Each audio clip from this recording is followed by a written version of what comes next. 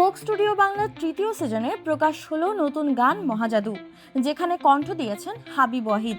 তবে গানটির বিশেষ আকর্ষণ হয়ে উঠেছে তাজিকিস্তানের গায়িকা মেহরনিগরি রুস্তম। অনেকের মনেই প্রশ্ন উঠেছে এই গায়িকার আসল পরিচয় নিয়ে।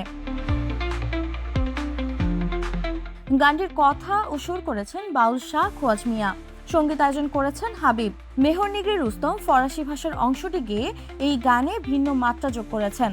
গানটি প্রকাশের পর শোনা যাচ্ছে শ্রোতাদের মন জয় করেছে দুই শিল্পীর অনবদ্য মিলন। তাজিকিস্তানের এই পপ তারকা মাত্র ৫ বছর বয়সে গান শুরু করেন। ১৯৯৪ সালের ১৪ অক্টোবর খোভালিং জেলায় জন্ম নেওয়া মেহরনিগরি রুস্তম ছোটবেলা থেকেই প্রতিযোগিতায় অংশ নিতেন। ২০০৩ সালের সানশাইন প্রতিযোগিতায় গ্র্যান্ড প্রাইজ জিতে নাম করে নেন। পরে তুরস্কের আন্তর্জাতিক ইয়েদিনজি তুর্কি অলিম্পিক এবং ২০০৬ সালের ডেলফি গেমসের স্বর্ণ ও রৌপ্য পদক জেতেন।